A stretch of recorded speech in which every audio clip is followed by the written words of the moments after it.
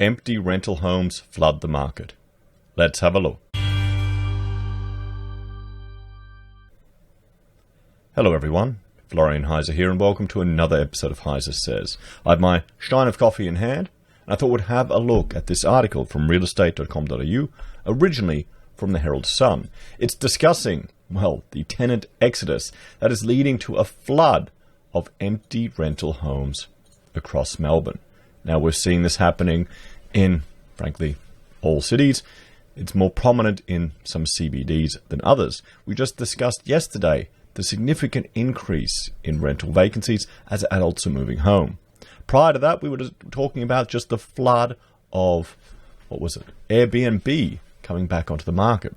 Then you add to that all the international student accommodation, which has dried up, and then international tourism, which is going to affect the Airbnb.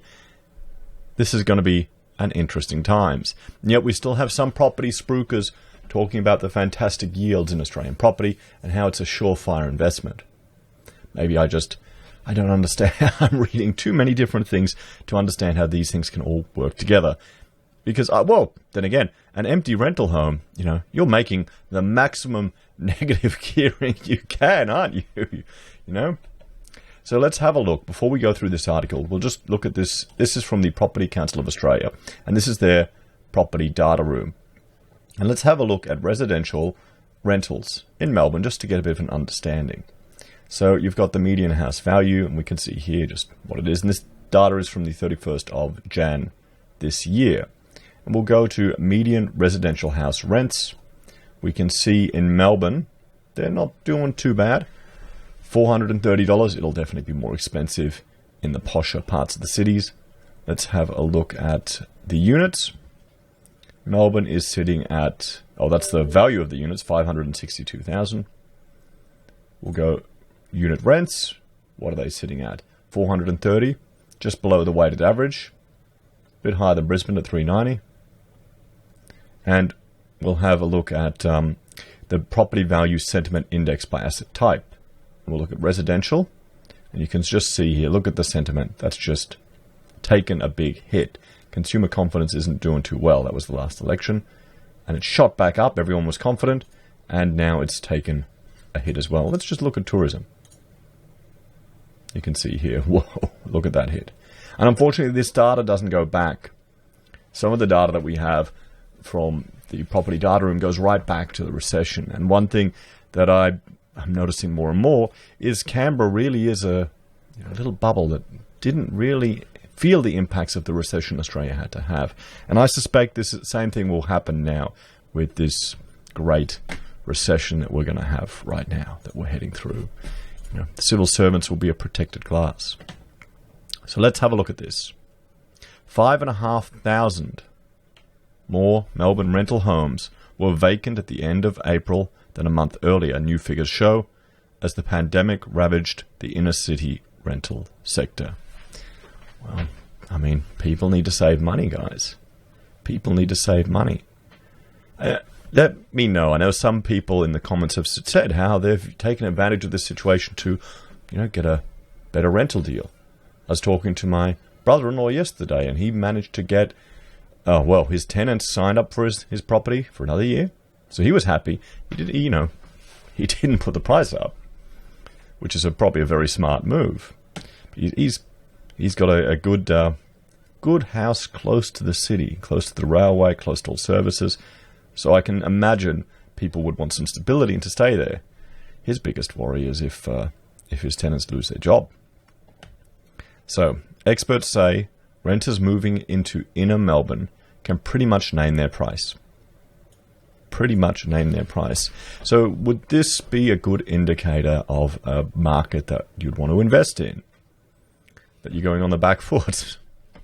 Just saying. With the supply of for lease properties skyrocketing due to a tenant max exodus caused by employment loss and the departure of international migrants and students, what's going to happen to some of these buildings? The international student accommodation, that's going to be interesting because holding those assets costs money. Costs decent money. You've got to pay all the body corporate fees and all these other fees to keep all the infrastructure in that building going. These things aren't you got to throw money at it. Otherwise, you see what happens when maintenance goes down. A rush of Airbnb properties hitting the long-term rental market also contributed to greater Melbourne rental vacancies, and the rate climbed to 2.8% in April, SQM research found. This equates to 16,575 properties. These numbers increased from 1.9% and 11,000 properties in March to mark one of the largest one-month rises ever recorded by SQM Managing Director Louis Christopher. So they're going from 11,000 to 16,000. Nearly a 50% growth, guys. That is before we've had a recession declared. That's before JobKeeper disappeared. The job seeker bonus disappeared. People are getting worried. People are pulling their horns in. People are taking action to prepare. Average weekly asking rents also fell 1.7% to $534 for Melbourne houses, and 2% to $407 for units in that period. Oh, there you go. So we're seeing price deflation, aren't we, in this market, in the rental market? The problem is, everyone, a lot of the investment in our civilization has gone into property. It's gone into property. Australians are property mad. We're property mad. And because of that, this is the argument I'm putting forward. This is part of the reason why we're not as an advanced economy as other nations, because all of our resources, a big portion of it, of the wealth of the civilization, has gone into property, into housing, a big chunk of it. And you can understand why. The problem is, we're taxed to the hilt. Australians are taxed an insane amount. There's no, wage growth hasn't grown. Taxes are quite painful. And people use property as a way to mitigate the tax. And then that creates a bubble in the property sector. And then you've got the Candlelight effect, because every time you take a mortgage out in the property sector, that money is created, and that creates a bubble in that sector. So it's a never-ending cycle.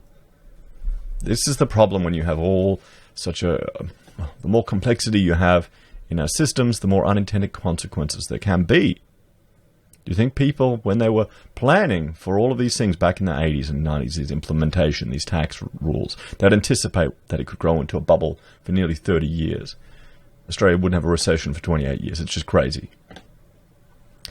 So, Mr. Christopher said, deep falls in rents were inevitable if vacancy rates remained high. Well, there you go. There you go. Do you think this will happen in all cities? I suspect Melbourne and Sydney are going to cop it a lot harder. Probably even Hobart, with all the international students. Well, we saw in previous videos just the number of courses that they're getting rid of at the university there. The figure is calculated by comparing how many rental listings have been advertised online with the total number of established rental properties in a region. Another research firm, Propertyology, found vacancy rates soared month to month in Southbank from 5.5% to 13%, the Docklands from 4.4% to 9.1%, and the CBD from 5% to 7.6%, to make them fully blooded renters markets. I remember this when I was at uni. I'd be going to visit some international students at their apartment, and they'd always have these really nice apartments in the cities, and it took me a while to realize, some of them were getting a lot of money from mum and dad overseas. And the main advantage to coming here was for the English education and for the qualification. What's going to happen to all these properties when they disappear? Because, look at them, guys. They're not that special.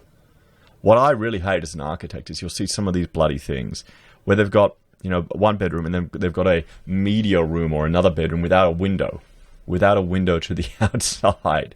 I hate that idea. You want at least a window in a bloody room, because you need it. You need it, some fresh air. And I know we can have mechanical, but what if that fails? What if that fails? We're going back to the time of the window tax, guys. The figure also doubled in South Yarra and Prahran, both 3.9%, Port Melbourne and St Kilda. Propertyology, head of research, Simon Presley, said oversupplied inner city apartments had never been great investments, even before the pandemic. Well, there you go. I mean, that's the thing. That's why people are talking up these properties. They've never been a great investment. Well, you know, you're competing with 400 other people if you're buying a huge property. You've got ongoing body corporate fees. You've got to deal with all the other people on your body corporate on those meetings. It's a little socialist dictatorship. We've worked for clients in this environment. I don't know if I can, like refurbishment, I don't know if I want to bother doing it ever again. Just the politicking. Oh, it's unbelievable for these people in these things. You got all these little dictators everywhere running around. So you can tell why I like my my detached house. So, but these markets were in more strife now.